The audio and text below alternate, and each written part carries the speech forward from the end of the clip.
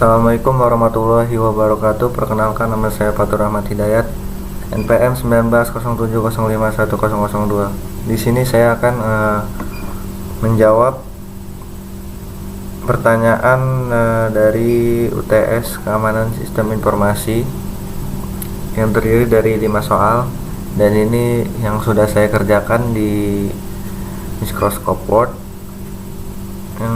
Lalu soal pertama itu ada apa yang dimaksud dengan cybersec dalam sebuah keamanan sistem informasi. Di sini saya akan menjelaskan dulu apa itu keamanan cyber. Keamanan cyber dan keamanan informasi secara khusus berfokus pada melindungi sistem komputer dan komponennya, termasuk perangkat keras, perangkat lunak, dan data infrastruktur digital dari serangan dunia maya. Lalu cybersec itu terdiri dari 6 aspek. Yang pertama itu ada cyberspace, lalu kedua itu ada cyber threat, lalu ketiga ada cyber attack, lalu keempat ada cyber security, lalu kelima ada cyber crime, dan keenam itu ada cyber law. Di sini saya akan menjelaskan cyberspace terlebih dahulu. Cyberspace itu sebuah dunia virtual yang kehadirannya tidak dapat ditangkap atau dipegang oleh tangan, tetapi pengaruhnya akan mampu mengkonstruksi kehidupan nyata sehingga apa yang nyata dan tidak nyata tidak bisa dibedakan lagi. Lalu cyber threat itu sebuah benda berharga pasti mengundang banyak pihak untuk memilikinya. Misalnya seringkali diburu untuk dimiliki karena nilainya yang semakin lama semakin meningkat, namun tentu ada pihak-pihak yang memilikinya dengan cara yang jahat. Misalnya mencuri, merampok, atau merebut dari kepemilikan yang sah. Hal yang sama juga menimpa internet. Lalu cyber attack. Cyber attack itu adalah sebuah usaha untuk melumpuhkan, menargetkan, dan menghancurkan sistem komputer atau jaringan milik pengguna, atau bisa juga diartikan sebagai kegiatan pelaku kejahatan di dunia maya. Dampak yang diakibatkan oleh cyber attack tentunya cukup merugikan. Lalu cyber security, serangan yang cenderung bersifat destruktif tersebut sudah selayaknya harus ditangkal dan dihindari agar tidak merugikan banyak pihak. Oleh karena itu, sejumlah usaha pengamanan harus dimiliki oleh mereka yang berkepentingan. Secara prinsip ada 3 secara utama untuk memproteksi diri. Lalu cybercrime, kejahatan dunia maya atau serangan cyber adalah segala bentuk kejahatan yang terjadi di dunia maya. Mengutip Page Target, cybercrime diartikan sebagai aktivitas kriminal yang melibatkan komputer, jaringan, dan perangkat yang terhubung dalam jaringan. Lalu cyber law. Cyber law adalah aspek hukum yang istilahnya berasal dari cyber speech law, yang ruang lingkupnya meliputi setiap aspek yang berhubungan dengan perorangan atau subjek hukum yang menggunakan dan memanfaatkan teknologi internet atau elektronik yang dimulai pada saat mulai online dan memasuki dunia cyber atau dunia maya pada negara yang telah maju dalam penggunaan internet elektronik sebagai alat untuk memfasilitasi setiap aspek kehidupan mereka. Perkembangan hukum dunia maya sudah sangat maju. Lalu soal kedua itu berikan 10 contoh perbuatan yang dianggap melanggar undang-undang IT di Republik Indonesia.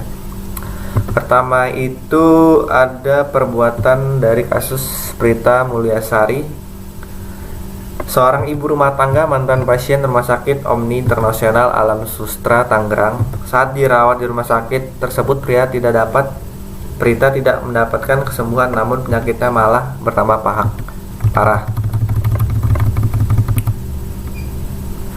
Pihak rumah sakit tidak memberikan keterangan yang pasti mengenai penyakit Prita, serta pihak rumah sakit pun tidak memberikan rekam medis yang diperlukan oleh Prita. Kemudian Prita Mulyasari mengeluhkan pelayanan rumah sakit tersebut melalui surat elektronik yang kemudian menyebar ke berbagai dunia maya. Akibatnya pihak rumah sakit Omni Internasional marah dan merasa dicemarkan. Dan ini termasuk contoh kasus mengenai pelanggaran Undang-Undang Nomor 11 Pasal 27 Ayat 3 Tahun 2008 tentang UU ITE. Dalam pasal tersebut tertuliskan bahwa setiap orang dengan sengaja dan tanpa hak mendistribusikan dan atau mentransmisikan atau dapat diaksesnya informasi elektronik dan atau dokumen elektronik yang memiliki muatan. Lalu yang kedua itu pelanggaran penyadapan Australia. Jakarta 18 November 2013 menunjukkan nomor pemberitahuan ini terkait dengan beberapa kali tindakan penyadapan yang dilakukan oleh Australia terhadap pejabat pemerintah Indonesia. Pasal 40 Undang-Undang Telekomunikasi menyebutkan bahwa setiap orang dilarang melakukan kegiatan penyadapan atas informasi yang disalurkan melalui jaringan telekomunikasi dalam bentuk apapun. Lalu yang ketiga itu ada kasus Erik J. Ardiansah. Berita pasar menyatakan bahwa beberapa bank Indo mengalami masalah likuiditas dan gagal menyelesaikan transaksi antar bank. Bang Erik ditahan unit Cybercrime Mabes Polri karena pelanggaran UU ITE pasal 27 ayat 3 dan pasal 28 ayat 1 penyebaran berita bohong melalui sistem elektronik Bank Indo. Lalu yang keempat itu ada kasus wartawan Sindu.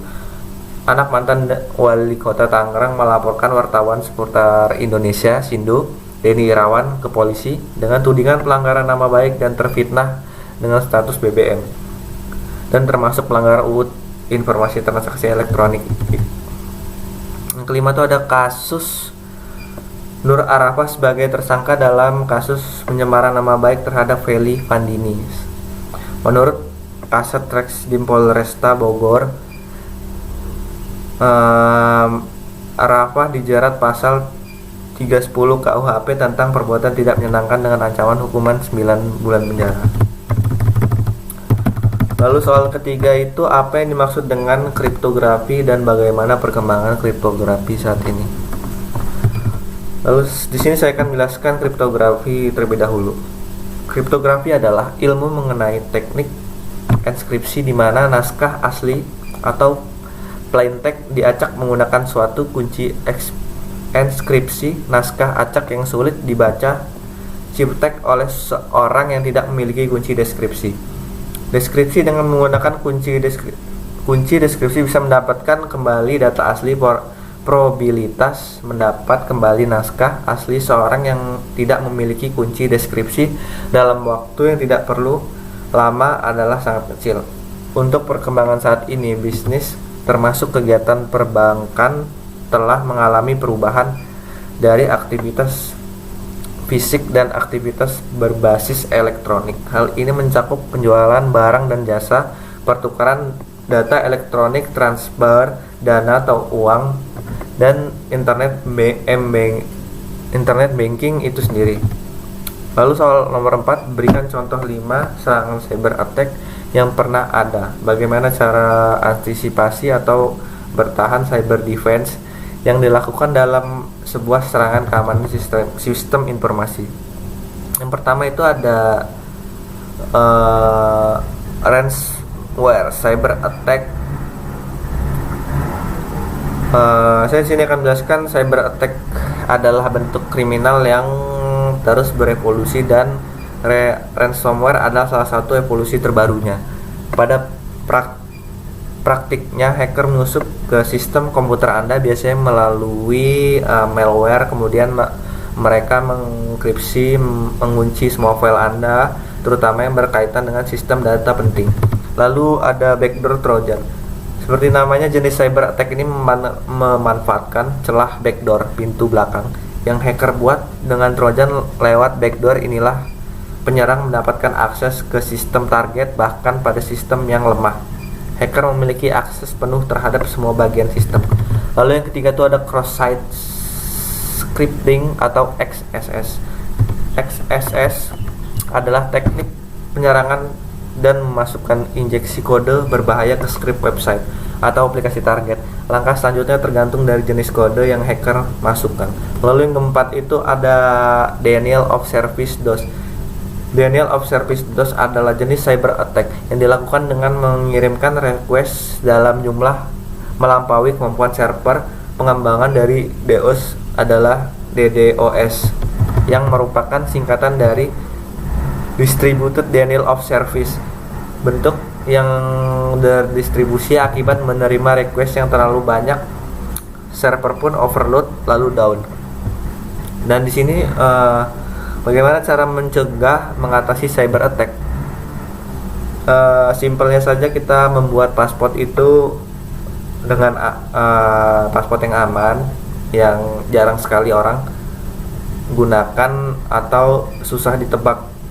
Yang kedua itu menggunakan OS dan aplikasi versi terbaru. Itu sangat penting sekali karena menggunakan OS yang lama itu membuat data yang lama itu bisa dibaca oleh orang lain. Lalu menginstal antivirus, dan antivirus itu sangat penting bagi PC maupun smartphone dan sering-sering backup data secara rutin. Lalu yang kelima itu ada soal uraikan 3 tools yang ada kuasai berhubungan dengan cyber computer security. Di sini yang pernah saya gunakan pertama itu platform monitoring OSINT atau disebut open source intelligence tools yang bisa mengumpulkan data dari sumber-sumber penting serta relevan untuk bisnis. Dengan begitu sebagai security analysis bisa fokus menganalisis data, tak perlu repot-repot mencari mengumpulkan data di berbagai sumber. Yang kedua itu ada tools VOCA. VOCA itu adalah tools security analysis yang bisa mengekstrak data yang bocor dari dokumen-dokumen bersifat publik, alias bisa diakses siapa saja dan menganalisis mendata dan informasi tersembunyi dalam dokumen yang dipindai atau di-scan. Lalu ketiga itu ada Webroot. Webroot ini produk endpoint protection dan antivirusnya bisa melindungi dari serangan cyber canggih tanpa mengorbankan sistem performance tool. Security analysis ini juga dapat melindungi berlapis-lapis berbagai serangan seperti email, situs, file, URL, iklan, aplikasi, dan sebagainya. Mungkin cukup sekian penjelasan dan jawaban untuk UTS Keamanan Sistem Informasi saat ini. Kurang lebihnya saya mohon maaf. Wassalamualaikum warahmatullahi wabarakatuh.